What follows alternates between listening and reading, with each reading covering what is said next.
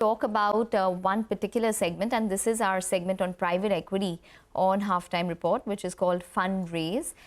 We do have Biju Mohandas, lead of healthcare investment strategy, LeapFrog Investments, joining in to discuss their strategy in terms of private equity within the healthcare space. Biju, hi, welcome to the show.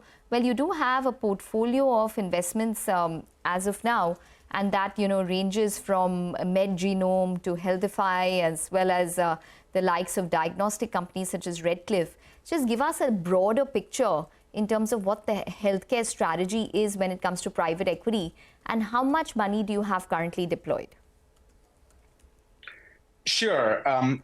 Thanks, firstly, Ekta, for having me. With respect to our investment strategy in healthcare, it's driven by three factors. We are an investor that invests across Asia and Africa, from countries ranging from Nigeria all the way to Philippines. India is our biggest market, where we have our largest set of investments. And across all of these markets, three trends really drive our investment strategy. One, we are seeing rapid urbanization. If you just look at India, over this decade, the 2020s, we will have another 100 million people living in cities and towns. A large number of them will be in the tier 2, tier 3 towns and cities in India. And this, in turn, results in massive opportunity to provide good quality healthcare, among other services, to these people. So that's one major driver. The second driver is the rise in non-communicable diseases across all of these markets that I spoke about, and India is no exception, being the diabetic capital of the world, with a massive morbidity, mortality resulting from other chronic ailments as well, like cardiovascular diseases and so on. And then finally, across, again, all of these markets in Asia and Africa, you see a massive mismatch between the demand and the supply, as well as availability of infrastructure and resources like talent. At the same time, technology is emerging quite rapidly.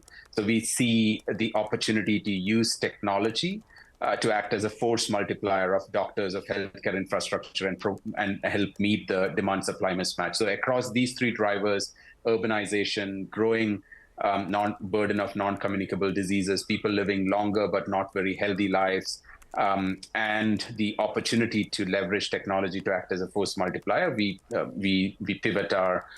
anchor our strategy in the healthcare space. Correct. But Biju, I wanted more numbers from you. If you could tell us how much you've deployed currently in terms of investment within the Indian healthcare private equity space. Just in Indian healthcare private equity space right now, we have about $130 million deployed currently. Okay. You have $130 million deployed currently. What kind of investment horizon do you have in terms of a timeline for these investments?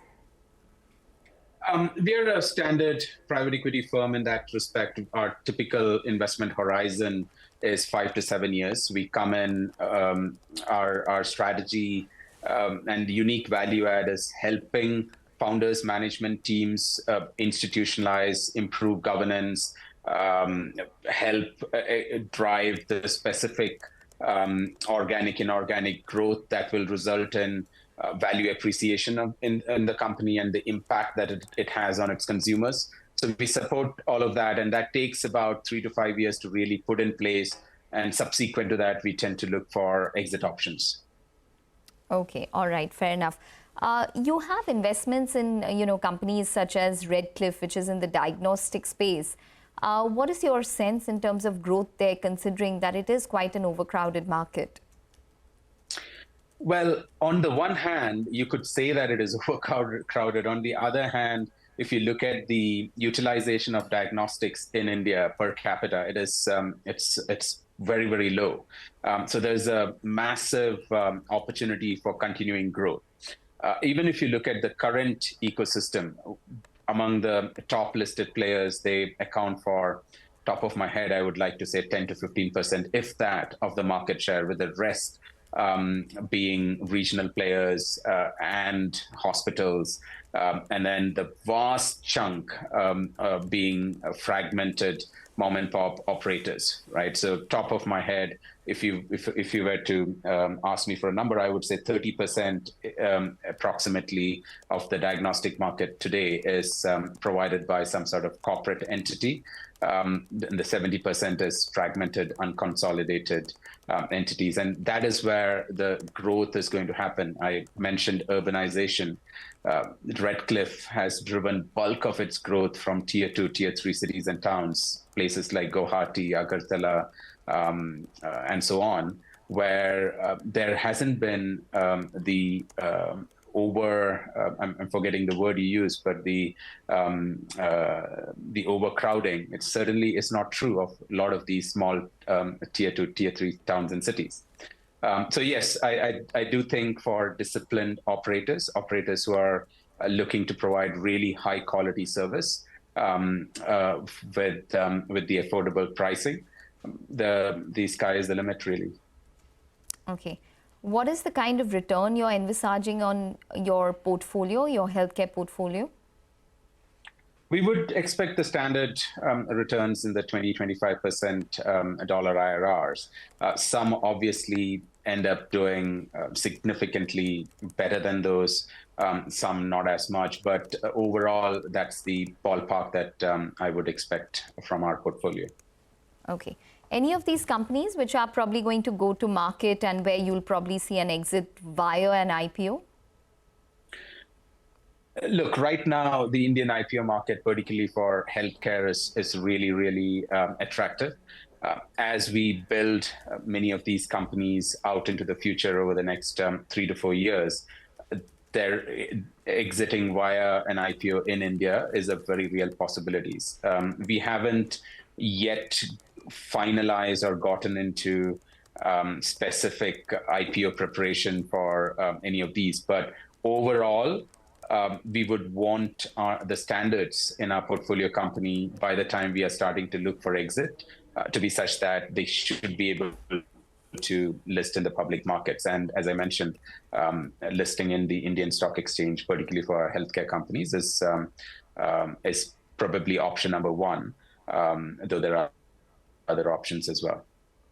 Okay, and what is the pipeline looking like for further investments? It is a very vibrant pipeline. We have opportunities ranging from hospitals in tier 2, tier 3 cities and towns. We have very interesting opportunities to leverage technology to act as a force multiplier, as I mentioned earlier. There are very interesting themes playing out as the China Plus strategy takes shape on the manufacturing side, medical devices, but also pharmaceuticals. So across all of these spaces, the pipeline is quite rich in India right now. Okay, all right. On that note, Biju, we're going to let you go. Thanks very much for joining in and speaking with us. So that's the word coming in from LeapFrog and their investments which are focused in the healthcare space in India. Well, for the markets,